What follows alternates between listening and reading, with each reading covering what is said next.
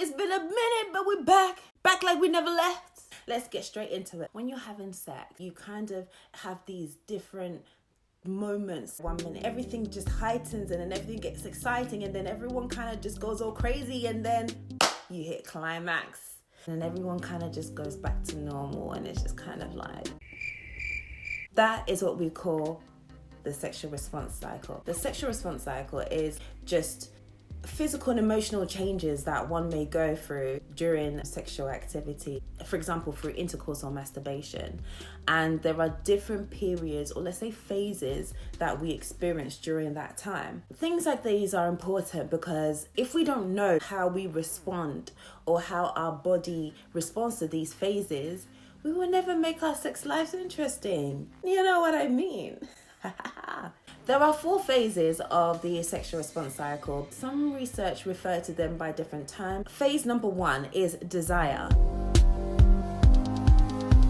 aka libido. Libido is literally just another term for the sexual desire. Some research refer to it as the excitement phase. The desire phase is usually consists of when you see that person and you're like, damn, I'm ready to destroy your body. This is when your body starts to become aroused. Things around you begin to heighten. Blood starts to flow to your genitals. Your heart rate increases. Your breathing accelerates. Your muscles start to tense up. Your nipples, they erect. The clitoris starts to swell. The breast becomes fuller. Whoa, slow down there, sis. Both genitals start to excrete this lubricating substance. Phase number 2 is known as the arousal phase. It's pretty much made up of phase 1, but everything intensifies. You know, when your heart was just racing at like 20 miles per hour, now we're talking 50, 60. Your muscles, especially in your feet, start to spasm. Penis is erected fully. The clitoris becomes a lot more sensitive. Apparently it tends to hide away a little bit just to prevent like direct pressure from the penis. Ooh. Damn. Phase 3, the orgasm phase. The most mind-blowing moment, climax. Woo! Fantastic. When there's a sudden forceful release of sexual tension. Take me now. The point where is probably the most exciting or the most anticipated part of sex. Unfortunately only lasts for a couple seconds, but to be honest, I think if it lasted any longer than a couple seconds, I think we'll just be broken pieces of humans. Because that sounds mad. This is when your blood pressure, your heart rate and your breathing is at its highest rate. Everyone is gasping for air. Larger intakes of oxygen is sucked in. Your muscles, they spasm like crazy. The vagina starts to contract. That's when men ejaculate, releasing all those sperms and everything out the body. That's a bit too descriptive, isn't it? And then it all goes downhill from there. Also known as the resolution phase.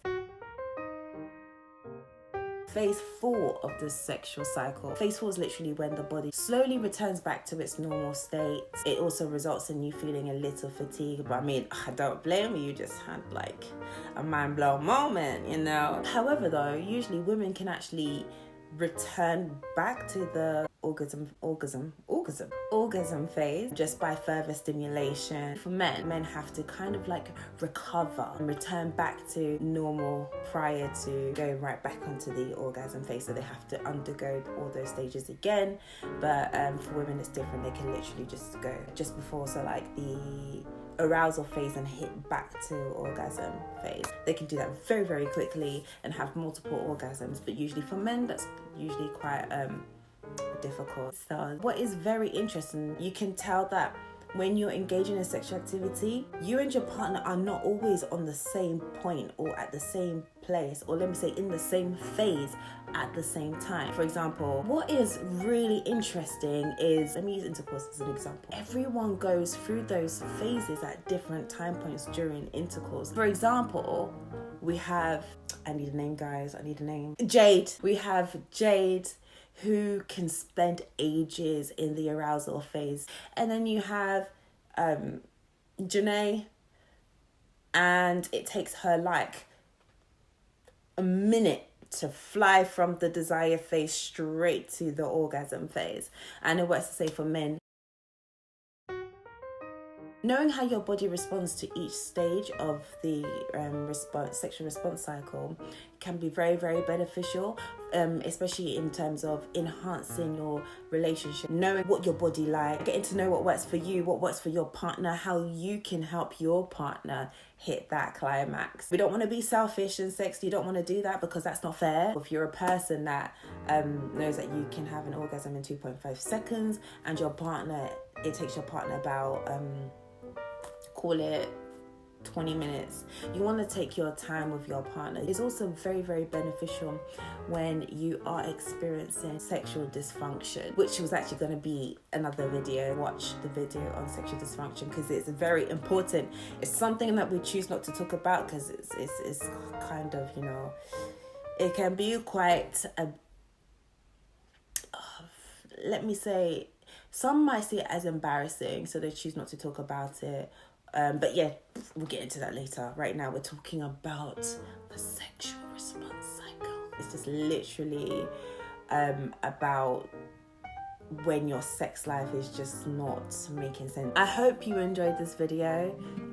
Please do a thumbs up, like, subscribe, do the whole shebang because, you know, as I like to emphasize always, sexual health isn't just about the sexually transmitted infections. It's also about enjoying your sex life, making sure you have a healthy, fun, fantastic, spontaneous, let me just chill the descriptive words for that. Being confident, talking about, you know, your sexual desires, taking time with your partner to really get to know your body, whether that's just talking about and figure it out together as well. Sometimes you might not even know, but just by taking your time to just, you know, observe the body, what the body language is saying, and, you know, the facial expressions, the eye contact, like everything, you know. So yeah, just take your time. Like, you know, it's really difficult being in a relationship where, you know, you are both not hitting the ends. Like, you're not matching the energy, and, you know, like I said, it's not always going to be in line, but you have to somehow try and help your partner get to that point, you know.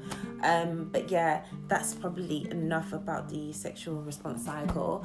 Reason why I did talk about the cycle is because I really want to emphasize this in the video regarding sexual dysfunction.